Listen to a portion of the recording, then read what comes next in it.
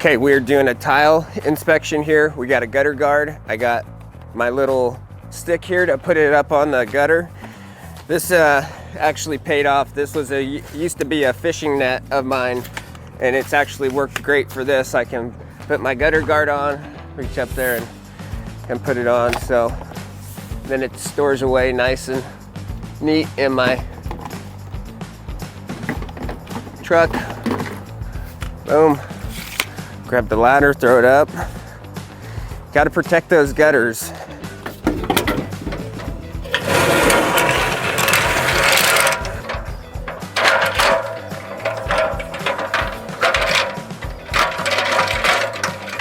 We'll run this bad boy up a little ways. You always want to have it three feet past per OSHA.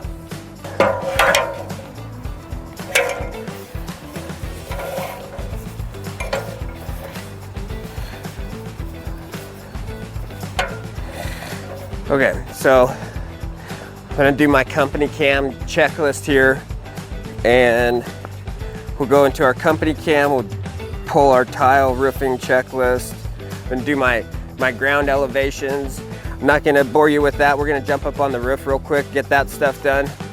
I'll get my photos on the ground, and we'll see you up top. Okay, so we're doing a tile inspection here, and this part of the roof was redone 4 or 5 years ago. It's leaking again, it looks like. If we go through the roof, I mean, you can see there's a lot of these broken tiles like this. They have pretty big chips in them. As we kind of go up the roof slope here, there's quite a bit of breakage on this roof. We're gonna pull a tile here to see, I think that this one is discontinued. What we wanna do is pull a tile out so we can flip it over and see whatever markings it's got on the back. This is a Pioneer, so that's not available. It's a discontinued tile. So when it comes to replacements on these roofs, and we have a lot of breakage, usually we're having to find a smaller slope that's kind of out of line of sight that we can replace the whole slope with, because this is a little bit, these tiles are a little bit thinner than like our newer tiles, so they tend to get a little bit brittle when you're working with them. I also want to come over here and I can see, I know they had this,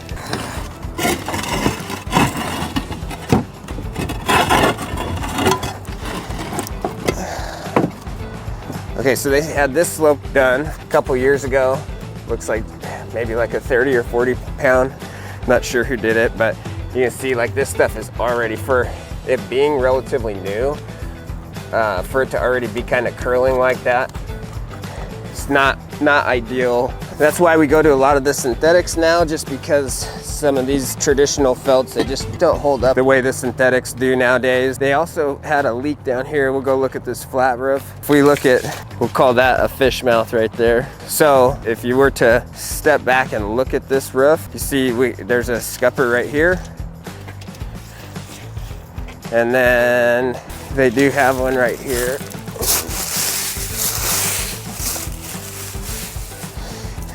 Can get this, Mike.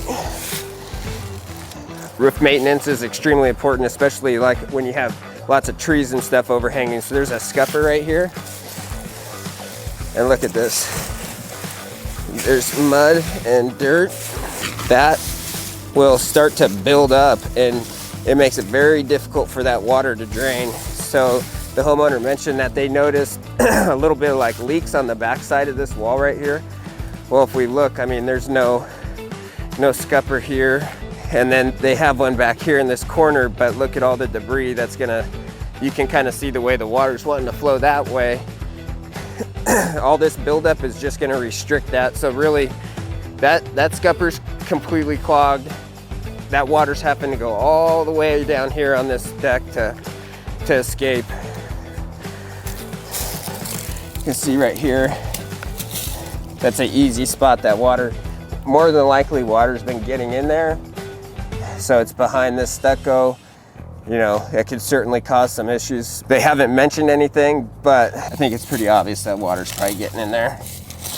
So I'll take a look at that when we go back underneath. But yeah, roof maintenance, especially when you have these trees that have like these smaller leaves and stuff like that, they get packed really tight together once you get dust and dirt in there, and it will create a dam. So we're gonna keep inspecting this. They've got a bunch of solar panels on here. You know, the roof is 2005, so probably getting close to that age that they're gonna have to think about replacing it or doing some sort of preventative maintenance on it. And these solar systems, something people really don't consider when it comes to roof replacements is the solar. This panel right here, to detach it and reset it, could cost you anywhere between $175 and $250 per panel. So 1, 2, 4, 6, 8, 10, 12, 14, 16, 18, 20, 22. There's more on the other side, so you could do the math real quick. It definitely adds up. Some people will have a detach and reset in their contract from when they originally had the solar installed, but we're starting to see now these systems are getting to a point where they're past those warranties and they're past those 10-year marks, and old contracts were purchased by new companies like Tesla. And it's a tricky thing sometimes. It can certainly be a very expensive thing to have a solar system detached and reset. But you know, the best thing that I can suggest is if you're purchasing a house or you're thinking about installing solar, even if that roof is only like at 10 years old, 10 to 15, I mean, you're probably better to have that slope wherever you're gonna put your solar replaced prior to putting that solar on there, because you don't want to be having to do that, you know, 5 years down the road. It can certainly be a financial burden, but we're seeing a lot of broken tile on this roof. This is kind of a common trend right here. So if you look, see this, can you pick that up, Mike? That crack right there. A crack like that is almost 10 inches. Your lap right here is typically going to be 3 to 4 inches. So if you have chips or cracks that are above that overlap line, that overlap threshold, something like this could very easily be leaking and getting down onto your underlayment. So that's kind of like the rule of thumb when it comes to chips. So this one right here, you can see it's a little over 2 inches.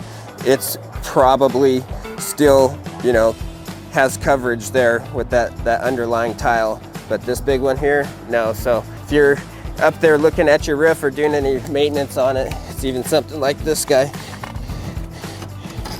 That little piece right there, more than likely water's probably getting in, and behind the tile you have penetrations where the solar's mounted that can definitely present some issues. There's lots of dormer vents on this roof. Little things like that turn into leaks over time. Manufacturer says if it's under that overlap threshold that you can caulk those if needed. When we do a roof replacement, we try to replace all these so you're not having to deal with any of that stuff. Yeah, they got 2, 4, 18, 20, 48 panels. 48, let's say 175, you get a pretty good deal to detach and reset. 48 times 175, almost 8,500 bucks. That's just to get to the roof for us. So that's just detach and reset on the solar. We haven't even started talking about roofing. I mean, this is a pretty good sized roof. I'm guessing it's probably like in the 50s, 55 square or so. It's probably, yeah, it could even be a little bit bigger than 55 square, but 8,500 bucks just to get to the roof so we can work on it. I've seen a lot of times too, if it's an older system that's maybe 10 years old or so, they'll detach it. You got to watch those inverters. Inverters typically only last like around 12 to 14, 15 years. I've seen a lot of inverters when we detach and go to reset, just that repowering the system can sometimes, you know, push that inverter over the edge, and it can be another expense. So a lot of stuff to consider with solar. You know, it's there's definitely a give and take. We'll finish our inspection, grab some more photos here, and even in these valleys here, like on this main roof, you see all that leaves and debris in there. That stuff gets, with all the dust and dirt we have here in Arizona blowing around, you have debris like that in there, it just starts to build up and pack in tight, and it can definitely dam up those valleys and cause issues. So roof maintenance is very important, especially on a roof like this that has lots of valleys, Got some big crickets here. We got the big patio with the parapet wall, all the trees around it. You know, just once a year coming up, blowing the stuff off with a blower is about all you need. Blow out those gutters too. Especially we're getting ready to go into monsoon season. That's a really good maintenance thing to be doing. Yeah, we'll go over to this commercial one. Ought to be pretty good. Do this real quick. Here's how we're pulling a concrete tile in and out.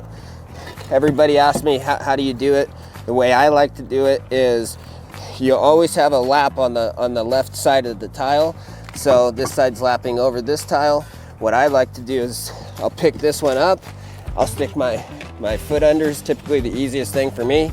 And then if you need to, you can take if you have a hammer or something with you, you can pick that tile up and you stick it under there. It'll hold the rest of that stuff up. But most of the time you can just